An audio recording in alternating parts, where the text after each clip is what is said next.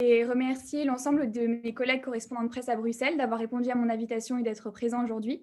Je me réjouis d'animer cette conférence à vos côtés. Alors, vous le savez, on se retrouve aujourd'hui pour mener un débrief des négociations qui ont été tenues ce matin lors de la séance plénière du Parlement et bien évidemment pour confronter nos interprétations et nos points de vue sur ce sujet. Je vais d'abord commencer par un bref résumé des décisions prises ce matin en séance plénière pour que les choses soient bien au clair pour tout le monde, même si c'est encore assez frais dans nos mémoires, je pense. Du côté de la directive, d'abord, 5 amendements sur 7 ont été adoptés. Il s'agit des 5 premiers qui portaient, je le rappelle, sur la question du financement. Donc, du coup, on va revenir sur toutes ces thématiques ensemble. Et je rappelle également, c'est décidé du côté, cette fois-ci, du règlement et de l'agence ERA. Et de ce côté-là, les 3 amendements ont été validés et le règlement dans son ensemble a été adopté en première lecture par le Parlement. Donc, maintenant que ces décisions sont rappelées, on va pouvoir revenir sur ce qui a été dit. Le débat a été tenu, je pense, s'en souvient, qu'il a été littéralement prise d'assaut par les différentes parties prenantes, qui n'ont pas hésité à défendre d'arrache-pied leurs convictions. On a notamment assisté à un conflit assez vif entre parlementaires et membres de la commission, ce qui était, il faut le dire, assez inattendu. Le commissaire Thierry Breton s'est retrouvé plusieurs fois sous le feu des critiques, notamment suite à un tweet assez piquant qui disait, je le cite, « En termes de bagage intellectuel, le PPE semble voyager léger ce midi ». Évidemment, il a suscité l'indignation des eurodéputés qui ont déploré des propos contre-productifs et déplacés, ainsi qu'un manque de volonté de coopérer. La présidente de la commission s'est elle-même exprimée contre les propos du commissaire, avec le tweet suivant. Thierry Breton fait cavalier seul dans sa croisade contre les députés. La commission présente un front uni et appelle l'ensemble des institutions à mettre en place un dialogue apaisé et constructif. Alors, ma première question pour vous, quel a été, mes chers collègues, votre avis à ce sujet? Vous qui avez suivi de près ces échanges, est-ce que vous trouvez que Thierry Breton est effectivement allé trop loin dans ses propos et que ses critiques sont de fait méritées? Alors, Amandine Tardy du Financial Times, je pense que là, ses propos relevaient plus du divertissement, de la pitrerie, on pourrait dire, puisque la commission paraissait gênée de ses sorties de piste. Il a dépassé son rôle, pour nous et il n'a pas fait preuve de professionnalisme et donc voilà, c'est un petit dérapage, qui a été remarqué et qui a plutôt fait rire, et agacé aussi, mais bon, voilà. Pour ma part, Lucie Duflay du New York Times, je peux comprendre d'un côté l'énervement des membres de la commission, quand une grande partie des débats, ils ont été vampirisés par les thématiques de la transparence au détriment d'autres points qui étaient tout aussi fondamentaux. Mais c'est vrai qu'après, en tant que journaliste, on s'est beaucoup approprié le sujet de la transparence, parce que c'est un sujet phare qui était au cœur de toutes les préoccupations de toute la société civile et de tout acteur de la commission. Et comme les interventions sont aussi restées très idéologiques, par contre, en tant que journaliste, je ne peux pas comprendre la forme de ces interventions. Ce n'est pas la première fois qu'on a vu ça durant ces dernières semaines. Je pense que la diplomatie par le tweet ne fonctionne pas. Je suis bien placée pour le savoir, étant un média américain. Pour moi, ce type d'intervention décrédibilise totalement les députés et donc tout processus démocratique. Je pense que ça n'aide pas la confiance que peuvent avoir les concitoyens européens dans les institutions européennes. Très bien, merci à toutes les deux pour vos interventions autour de cette première question. On verra demain, lors de la plénière du Conseil, si les parties prenantes se montrent un peu plus cordiales les unes envers les autres. On va se concentrer maintenant, si vous le voulez bien, sur l'examen des textes par le Parlement. Je voudrais parler, pour commencer, du 3e amendement au sujet de la réduction des temps de brevet en période de crise sanitaire, qui a fait l'objet de nombreuses controverses et qui a finalement tout juste été adopté avec 50% de votes favorables. Il opposait notamment le CRE, le groupe des Verts, la gauche unitaire européenne d'un côté et les laboratoires pharmaceutiques de l'autre, et on sait l'importance que représentait pour eux le retrait de la. Ma question suivante, est-ce qu'on peut parler d'un échec aujourd'hui pour les entreprises pharmaceutiques à la suite de l'adoption de cet amendement? Alors, je suis Isis Franceschetti pour Le Monde. Je commencerai par dire qu'il s'agit effectivement d'un échec de certains stakeholders à faire comprendre les enjeux des brevets à la Commission et également aux eurodéputés. Mais cet échec, il me semble, est essentiellement partiel, parce que tout n'est pas perdu pour les industries pharmaceutiques. Par exemple, la proposition du GUE de faire du vaccin un bien public qui soit librement accessible à tous, qui a été réassénée plusieurs fois ce matin, mais qui était déjà présente dans les position papers de plusieurs eurodéputés, aurait demandé beaucoup plus d'efforts aux laboratoires, notamment des efforts en termes de renoncement aux bénéfices qui sont faits sur la vente de vaccins et qui auraient permis de vendre les doses à prix coûtant, ce qui n'est pas le cas pour les vaccins qui ont été validés jusqu'à présent par l'EMA. Je pense notamment aux vaccins élaborés par le laboratoire Pfizer et BioNTech, qui a fait de nombreux débats, notamment vis-à-vis de son prix final. Par contre, un point qui m'a semblé paradoxal ce matin est la position qui a été soutenue par la Commission. Je vais juste citer Thierry Breton rapidement, donc commissaire au marché intérieur.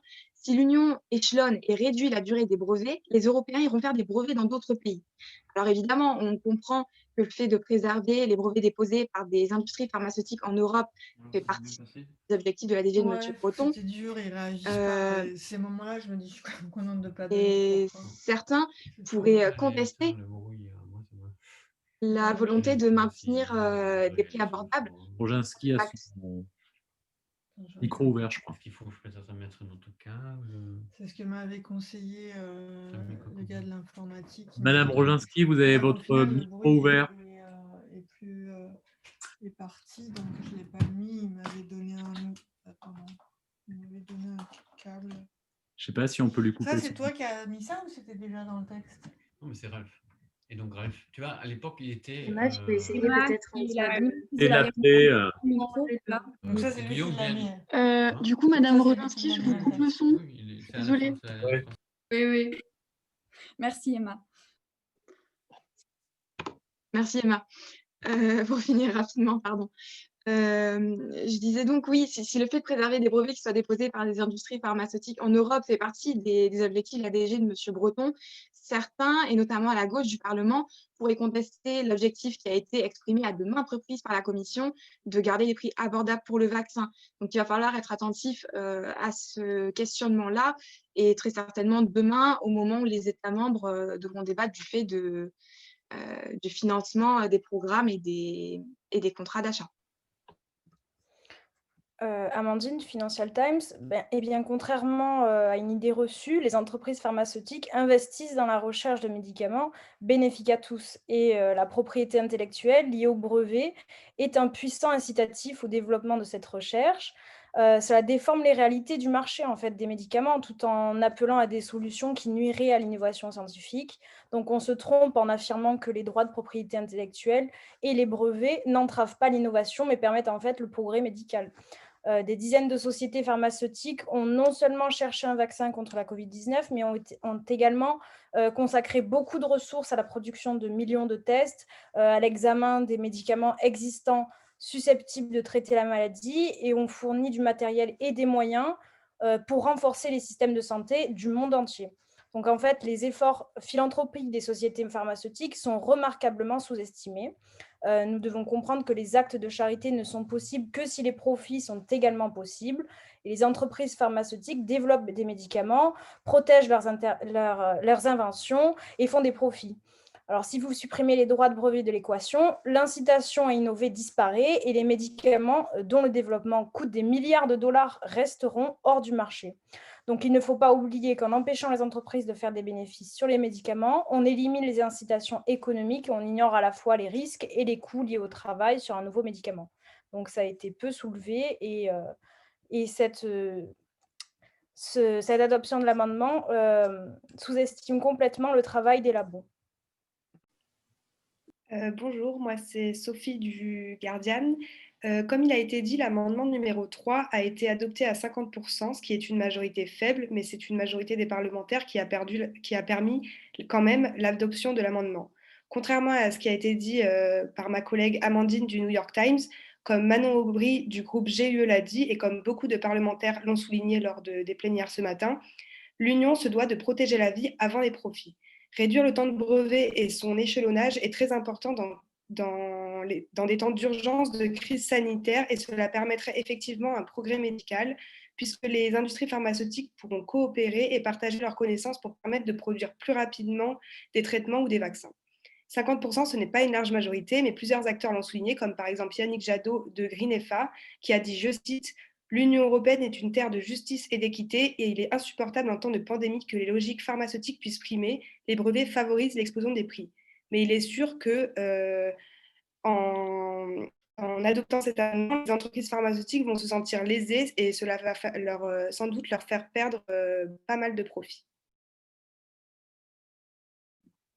Oui, en effet, merci à toutes les trois.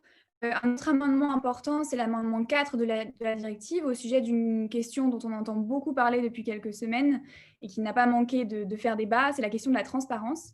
Je rappelle que l'amendement était soutenu par Renew, le PPE et les Verts et appelait une totale transparence dans la construction de l'Europe de la santé, notamment relativement à la recherche, aux essais cliniques, à la composition des vaccins et au sujet des contrats. Il a été adopté avec 86% de votes favorables. Est-ce que vous pensez que c'est une mesure qui va permettre de mieux lutter contre la défiance des citoyens vis-à-vis de la vaccination qui, on le sait, se montre persistante malgré les efforts de l'Union et des États membres?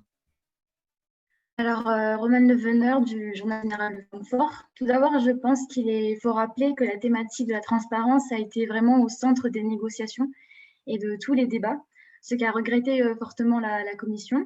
Lors d'un entretien que le FAS a pu réaliser avec la présidente de la Commission, elle nous a notamment confié entendre transparence davantage que le mot Covid ou pandémie, qui l'eût cru, laissant entendre qu'il y avait eu plus important. Mais concernant la question de savoir si oui ou non cet amendement va entraîner une baisse de la défiance des citoyens, le journal de Francfort est assez positif. En effet, une étude a été menée en 2020 qui a la première cause de l'hésitation vaccinale et l'appréhension face aux effets secondaires, suivie par la perception de l'efficacité du vaccin. Et c'est pourquoi nous pensons qu'il était nécessaire de renforcer par tous les moyens possibles les actions mises en œuvre pour renforcer cette transparence et d'être le plus clair possible sur tout ce qui a été évoqué, notamment les essais cliniques, la composition des vaccins, pour pallier le plus possible cette appréhension. Pour le New York Times, Lucie Duflé. Donc, comme ça a déjà été dit, la transparence était vraiment au cœur des débats, et ce, bien avant les plénières de ce matin. Les contrats de confidentialité, par exemple, engendraient énormément de défiance de la part des citoyens. Ça a été un sujet qui a été beaucoup cité par les journalistes, mais aussi par la société civile. On comprend alors les réactions des députés qui ont voté à 86% pour plus de transparence. Et on comprend que c'est un sujet qui est porté vraiment par tous et que même les lobbies pharmaceutiques n'ont pas réussi à faire changer les choses auprès des députés.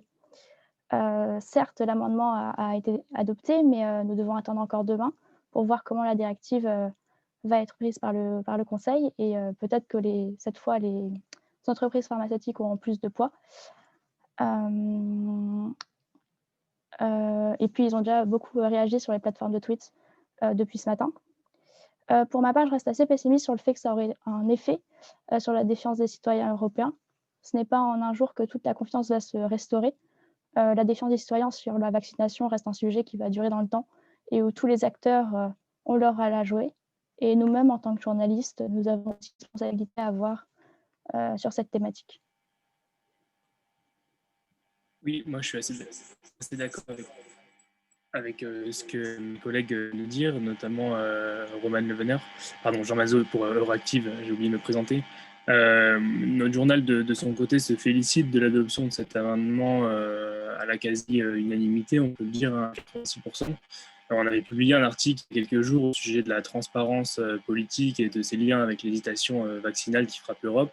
Et pour nous, c'est évident que l'hésitation vaccinale, c'est le cœur du problème, c'est ce qu'il faut régler, parce qu'à partir du moment où ce problème-là est réglé, peut-être qu'on pourra mettre en place une vraie lutte contre la Covid-19 par le vaccin.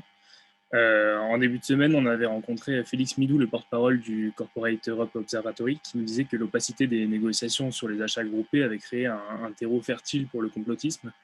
Et les fausses informations qui circulaient soupçonnaient la Commission et les laboratoires d'avancer main dans la main, et les nouveaux vaccins, du coup, d'être le coup commercial du siècle un peu. Ce matin, le Parlement a exprimé clairement sa volonté de rendre transparents les liens qui unissent la Commission aux laboratoires de recherche biomédicale. Et nous pensons que c'est une très bonne chose parce que ça va permettre à l'Union européenne de ne plus être accusée systématiquement et parfois à tort sur ces liens présupposés avec les intérêts des industries pharmaceutiques.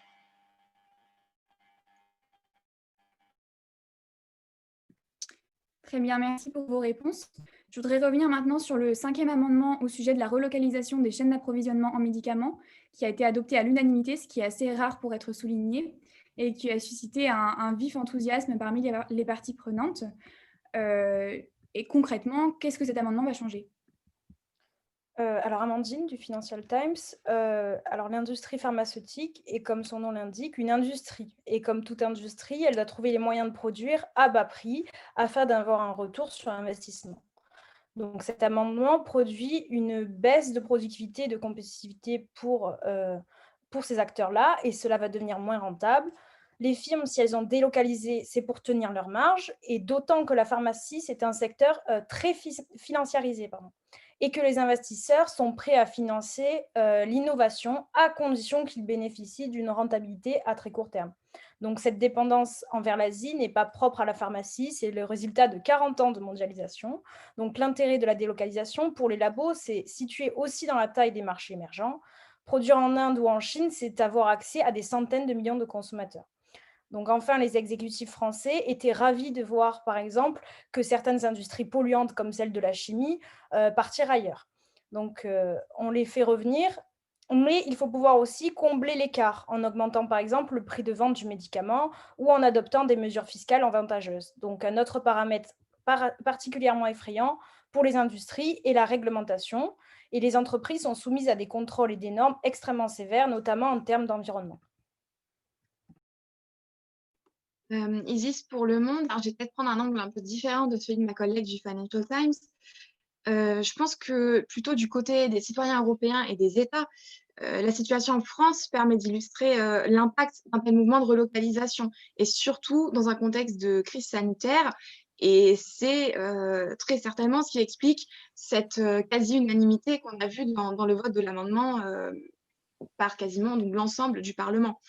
Un déplacement des industries de production de médicaments permettra à l'Union de gérer son stock au plus près et donc d'éviter toute pénurie, donc que ce soit d'une part en termes de difficultés d'acheminement de produits finaux avec une fermeture des frontières extérieures, ou en termes d'accès aux composantes des médicaments. On a par exemple pu voir dans le cas de l'Inde avec le Doliprane en France. La députée du SED, Christelle Schaldemose, est intervenue à ce sujet ce matin pour la citer. Le monde entier est devenu tributaire de pays tiers comme la Chine. Pour de nombreuses molécules, il n'existe que des produits venant de Chine. Il est nécessaire de protéger les citoyens européens. Elle a également regretté le manque de volonté de changer un système économique qui aujourd'hui paraît dépassé. Alors, si Madame Schaldemose a ciblé la Chine, on pense aussi à l'Inde, comme je viens de l'expliquer. Donc, il y a plusieurs pays qui seraient touchés par ces modalités de relocalisation. C'est en ce sens-là que je vais peut-être aller plus du côté d'Amandine. Il faut prendre en compte les possibles représailles économiques des pays tiers dans lesquels se trouvent actuellement les chaînes d'approvisionnement en médicaments. Donc, il va falloir être vigilant à ce sujet du côté des chefs d'État et de gouvernement à l'international lors de négociations. Alors, donc Lucas Crouzet, Libération, pour compléter un peu ce qui a été dit. Bon, déjà, sur le fait qu'il y a des risques de représailles, c'est sûr, mais bon, en même temps, des pays comme les États-Unis ou la Chine sont déjà en guerre économique avec à peu près tous les pays. Donc, sur les représailles, moi, je pense que ça ne doit pas nous effrayer. Par contre, je trouve aussi très intéressant que cet amendement ait été adopté à l'unanimité. Selon moi, c'est assez révélateur d'un vrai changement d'idéologie de la classe politique européenne. On commence enfin à comprendre que certaines industries sont stratégiques, qu'on ne doit pas dépendre de la Chine, des pays asiatiques ou même des États-Unis. Ça me semble être un premier pas vers quelque chose de nouveau, vers une Europe qui sera sans doute plus souveraine et donc qui pèsera plus. Après, bien sûr, on devra être vigilant sur la façon dont on relocalise nos industries, mais dans l'idée, je trouve ça particulièrement pertinent et j'espère qu'on poussera la réflexion à d'autres domaines de production stratégique. Bien, merci à tous les trois. On a un peu fait le tour des amendements qui ont été adoptés à l'issue de la plénière du Parlement. Du côté des amendements refusés maintenant, j'aimerais qu'on revienne sur l'amendement 7 au sujet de l'application Protect EU, qui a fait beaucoup parler de lui et qui a notamment suscité une vive réaction de la part du CRE, qui a affirmé, je cite, « Les États n'ont pas besoin d'être épiés dans leurs faits et gestes par la bureaucratie européenne et que l'application Protect EU est une atteinte à la liberté des citoyens. » Le groupe ID s'est lui aussi positionné contre l'application, accusant l'UE d'arriver après la guerre et de vouloir s'attribuer le contrôle sur les données. Qu'est-ce que vous pensez de cette opposition qui est relativement forte au dispositif Protect EU? Est-ce que vous comprenez les arguments du CRE et du groupe ID et est-ce que vous les trouvez justifiés? Alors, Emma Soulas pour le Wall Street. Donc oui, je pense qu'on peut tout à fait comprendre les arguments, puisque effectivement, comme il a été rappelé lors des débats, des applications nationales existent déjà et d'ailleurs ne fonctionnent pas si bien selon les études. Et le budget de l'Union européenne est assez serré, donc on peut comprendre que certains groupes parlementaires souhaitent mieux répartir les dépenses. Donc je pense notamment à Joël Melin du groupe ID qui a, je cite, déclaré que la création d'une application européenne reviendrait à jeter l'argent des États qui financent l'Union par la fenêtre. Et puis, d'un autre côté, l'Union européenne n'est pas censée, et d'ailleurs n'est pas un État, enfin n'est pas, pardon, et n'est pas censée tendre vers un État fédéral. Et donc, on a pu entendre des craintes de la part de certains groupes parlementaires qui ont effectivement, comme vous l'avez rappelé, tiré la sonnette d'alarme sur une potentielle perte de souveraineté que pourrait entraîner la mise en place de cette application. Donc, effectivement, on a pu entendre Raphaël Fito du groupe CRE. Voilà, les États n'ont pas besoin d'être épiés dans leurs faits et gestes par la bureaucratie européenne, effectivement. L'application Protectio est une atteinte à la liberté des citoyens et à rappeler que les États, selon lui, n'ont pas besoin de l'Union pour échanger leurs données. Donc effectivement, ce sont des craintes qui sont tout à fait entendables, même si c'est vrai que la Commission a rappelé les exigences de transparence qui seront associées à cette application, si elle est effectivement mise en place finalement. Oui, du coup, encore Sophie pour The Guardian. Comme l'a souligné reçoit la commissaire européenne à l'innovation et à la jeunesse, Maria Gabriel, l'application Protect EU sert à créer une plateforme unique accessible dans l'ensemble des pays européens dans le but de mieux gérer les futures crises pandémiques. Stella Kyriakides, interrogée dans le cadre du live de Bruxelles 3 pour The Guardian, s'inquiétait sur cet amendement qui consistait, selon elle, je cite, à rendre l'application totalement inefficace dans la mesure où les données seraient contrôlées par les États membres et où l'Union n'aurait pas la capacité de se saisir de ces données pour créer des modélisations afin d'informer les citoyens européens. Pour la Commission, l'application est nécessaire également pour la transparence des États membres de l'Union européenne. L'amendement a été refusé à 59% car il aurait pu annuler la mise en place de l'application. L'opposition de certains États membres et de certains parlementaires existe, certes, et ceux-ci argumentent en disant qu'il existe déjà des applications nationales et qu'une application européenne n'aurait aucun intérêt. Mais toujours selon Stella Kyriakides, le but de l'application est de construire une base de données pour aider les États membres à prendre des décisions, suivre la propagation, garantir la transparence, l'état d'avancement et de propagation des maladies. Pour Dacian Ciolos, président du groupe Renew Europe, les États se doivent de coopérer en transmettant ces données à l'ECDC, mais ce dernier doit s'assurer de la protection des données. Donc nous verrons si le RGPD est bien respecté à travers cette application, et il reste aussi à savoir si demain les États membres seront du même avis que les parlementaires sur la question. Très bien, merci une nouvelle fois pour ces interventions. Si vous le voulez bien, on va maintenant parler de l'agence HERA. L'amendement 2 du règlement qui portait sur la composition du conseil d'administration de l'agence a été adopté à 85%. C'est une grande victoire pour Renew, les socialistes démocrates, les Verts et le PPE, qui se sont tous positionnés pour une plus grande pluralité et une plus grande représentativité dans la composition du conseil, et notamment pour l'inclusion de membres de la société civile qui ont, selon Renew, autant leur place dans le conseil d'administration que l'administratif et le politique. L'amendement 3, au sujet de la transmission au Parlement des conventions signées par l'agence, a lui aussi été adopté à 81% et a notamment été défendu par le PPE, qui expliquait que l'Union fait face à une crise de confiance de la part des citoyens européens, qui se traduisait notamment par une croissante hésitation concernant le vaccin contre la Covid-19.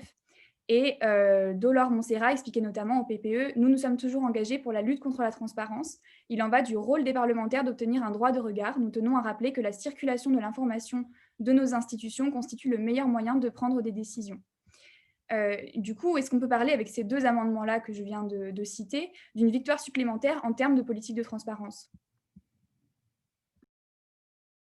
Alors oui, Emma Soulas, toujours pour le Wall Street. Donc concernant l'amendement sur la composition du conseil d'administration, effectivement, oui, les inquiétudes concernant la transparence des différents dispositifs proposés par la Commission se sont fait largement, c'est vrai, entendre durant les négociations en amont et pendant la séance plénière. Et la commissaire Maria Gabriel justifiait la composition initiale du conseil d'administration, donc faite de fonctionnaires européens uniquement, par une volonté d'éviter les conflits d'intérêts, comme elle a pu le rappeler au Wall Street Journal durant un entretien. Cependant, cette composition a fait l'objet de vives critiques et de vives inquiétudes qui ont menacé, il est vrai, l'adoption du règlement. Donc, la commission a su entendre ces critiques et elle l'avait d'ailleurs déjà annoncé au Wall Street Journal la veille du débat via la commissaire Mara Gabriel et qu'elle était prête à faire des concessions sur la composition du conseil d'administration si ça permettait de sauver, entre guillemets, la création de l'ERA qui est vraiment au cœur du plan de la directive et du règlement pour une Europe de la santé de demain. Oui, alors Romane Leveneur du Journal de Francfort, je suis assez d'accord avec ce que vous avez dit, Emma. La commission a longuement été critiquée d'ailleurs pour son manque de transparence et je pense que l'adoption de cet amendement numéro 3 pourra réconcilier les différentes parties prenantes sur ce sujet. Alessandra Moretti du groupe SED a notamment s'est exprimée en disant « La commission a saisi l'enjeu de la transparence, elle a pris en compte nos propositions, mais qu'il était nécessaire d'aller plus loin. » Je pense qu'avec la création d'ERA, la Commission a depuis le début fait part de ses objectifs pour la construction d'une Europe résiliente. Mais depuis le début également, les membres de la Commission ont rappelé que le règlement était un cadre et donc par définition pas exhaustif, mais qui fera l'objet d'actes délégués et de propositions complémentaires. Et l'ajout de cet amendement, c'est un peu le garant de davantage de transparence et c'est ce qui va renforcer le poids de la création de cette nouvelle agence de santé.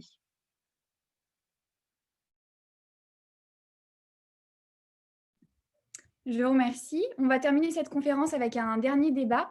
L'adoption du règlement dans son ensemble a été largement controversée. Marco Zanni du groupe ID et Raphaël Fito du CRE ont notamment indiqué qu'ils rejetaient le règlement dans son intégralité et que l'agence ERA était un véritable danger. Maria Gabriel a répondu à ces oppositions sur la plateforme de tweets en expliquant, je cite, « Cette agence est complémentaire aux agences ECDC et EMA. Elle vise à soutenir le soutien à la recherche biomédicale. Il est temps de mettre de côté vos oppositions politiques pour la santé des citoyens européens. » Est-ce que vous comprenez ces oppositions à l'agence ERA de la part de certains groupes politiques européens? D'abord, donc Isis pour Le Monde, je pense que l'opposition à la totalité du règlement, c'est un symptôme de plusieurs éléments qu'on a pu voir au cours de cette plénière et qui à mon sens, remontent déjà à des événements antérieurs au Parlement. En ce qui concerne l'agence ERA, ce sont les groupes CRE et ID qui portaient le mouvement, comme vous l'avez dit, Maëlys. Ils se sont également illustrés plus tôt durant la plénière par leur volonté de supprimer l'intégralité de l'article 26 qui portait sur une réserve de personnel commune avec entre autres le SCD et Renew. La Commission a d'ailleurs relevé ce point à plusieurs reprises, notamment en entretien hier où Thierry Breton s'était exprimé et il me semble que ça en dit long sur la vision que certains eurodéputés ont de leur activité au Parlement. Pour reprendre les termes de Thierry Breton, justement, est-ce que les eurodéputés sont prêts à légiférer et donc à préciser des propositions qui ont été faites par la Commission et dont il m'a expliqué qu'elles ont été volontairement rédigées de manière assez large afin que les législateurs puissent eux-mêmes y apporter leur patte et que ça corresponde aux volontés des citoyens européens, ou est-ce qu'ils préfèrent tout simplement retirer des parties du texte qui leur semblent floues? On aura peut-être une réponse lorsqu'il s'agira de travailler sur un règlement qui fait l'addition de cette réserve personnelle.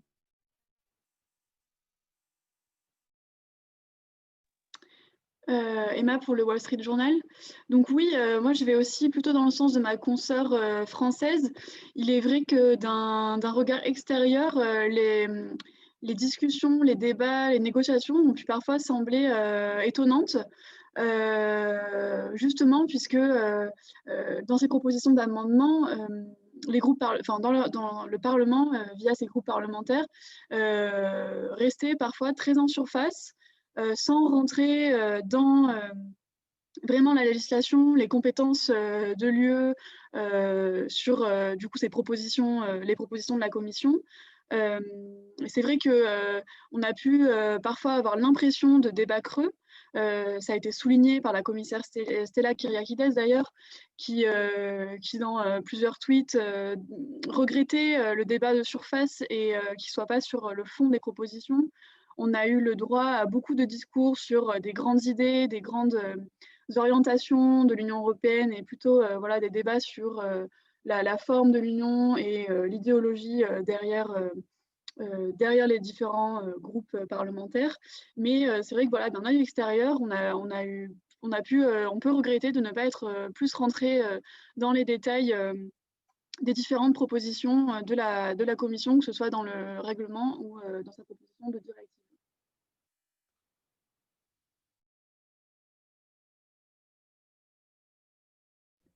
Très bien, merci à toutes les deux. Est-ce que l'un ou l'une d'entre vous souhaiterait rajouter quelque chose sur un sujet que je n'ai peut-être pas abordé par rapport aux thématiques qui ont été abordées ce matin dans la plénière, ou est-ce que c'est bon?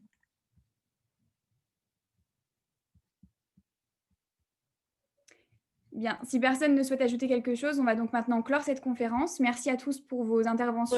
Pardon, mais on a une question de Philippe Aldrin. On a pu entendre aujourd'hui que le vote au Parlement européen était en fait une victoire de la Commission. Qu'en pensez-vous? Alors, quelqu'un veut répondre? Moi, je veux bien essayer. Du coup, Sophie Luzy pour The Guardian. Je pense au nom de mon journal que oui, c'est une certaine victoire de la Commission parce que la proposition de directive et la proposition de règlement ont été adoptées. Après, ils ont dû faire quelques concessions tout de même et ont été quand même un peu fustigés de pas mal de critiques. Mais vis-à-vis du fait que le règlement et la directive aient été acceptées, je pense qu'ils ont quand même réussi leur pari.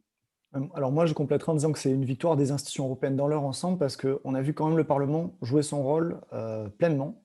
Et on a souvent reproché au Parlement par moment de ne servir à rien, alors moins récemment, mais là pour le coup, le Parlement a été un très bon complément de la Commission et a permis de modifier, à proposer des amendements particulièrement pertinents et a permis d'améliorer ce texte très nettement. J'ajouterais succinctement que c'est une victoire, oui, en termes du texte qui a été adopté, puisque notamment pour les amendements 6 et 7 qui étaient les plus attendus de la part de la Commission et aussi de la part des eurodéputés, ils ont été rejetés, donc ce qui était le souhait de la Commission. Par contre, il s'agirait plutôt d'une victoire en demi-teinte pour ce qui est des relations entre les institutions européennes. On l'a vu notamment avec la polémique qu'on a abordée en début d'émission par rapport au commissaire Thierry Breton. Et on le voit encore avec le dernier sujet que nous avons abordé sur le rôle du Parlement. Est-ce que ce dernier est prêt à prendre toute la mesure des possibilités de législation qui lui sont offertes? Donc, en ce sens-là, il sera nécessaire de voir demain ce qui pourra se passer avec le Conseil et si les relations entre le Conseil et la Commission seront du même ordre que celles entre la Commission et le Parlement. Je suis assez d'accord. Désolé pour le délai. Jean Mazot pour Euractiv avec les deux interventions précédentes, enfin les trois interventions précédentes. Et je pense, pour répondre à la deuxième question, qu'effectivement, si les Britanniques avaient été restés à l'intérieur de l'UE et avaient participé ce matin aux négociations, l'issue des négociations aurait peut-être été légèrement différente, notamment sur tout ce qui est mise en commun des données européennes à centraliser et pas sur le plan des applications nationales avec ProtectEU par exemple. On aurait pu effectivement s'attendre à un rejet en bloc ou alors beaucoup de contestations de la part de parlementaires britanniques s'ils avaient été là ce matin. Ouais, je rejoins tout à fait sur ça, donc Lucas Crouzet, Libération, je rejoins tout à fait parce que je pense notamment, on parlait de l'article 4 qui est vraiment un pas en avant vers une nouvelle souveraineté dans des secteurs industriels stratégiques. Moi, je ne pense pas que le Royaume-Uni aurait souhaité prendre le risque d'avoir des relations moins cordiales avec les États-Unis. Donc, est-ce que les Britanniques auraient souhaité une souveraineté européenne, quitte à prendre le risque d'une détérioration des relations avec les États-Unis et le Canada, je ne suis pas certain. Donc, bien sûr que cette législation aurait été différente avec les Britanniques au sein de l'UE. Et pour ma part, du coup, pour The Guardian, nous nous désolons toujours du fait que le Royaume-Uni ait dû quitter l'Union européenne. Et nous pensons que oui, ça aurait été différent parce que le Royaume-Uni a souvent décidé de faire cavalier seul, et notamment dans des domaines qui sont d'assez grands, enfin des domaines qui touchent beaucoup la souveraineté des États et notamment la politique du coup, de santé qui aurait été pour les Britanniques une question épineuse. Et comme nous l'avons vu, il y a un petit combat entre le Royaume-Uni et l'Union européenne depuis quelque temps en termes d'acceptation de vaccins. Je pense que, surtout peut-être demain, lors du Conseil, enfin lors des plénières avec le Conseil, le Royaume-Uni aurait été assez distant vis-à-vis des textes de la Commission. Oui, Amandine du Financial Times, je pense que les issues auraient été tout à fait différentes et les oppositions auraient eu leur place, pardon. Et la coopération aurait sans doute été encouragée, mais des mesures auraient été aussi critiquées comme étant trop protectionnistes.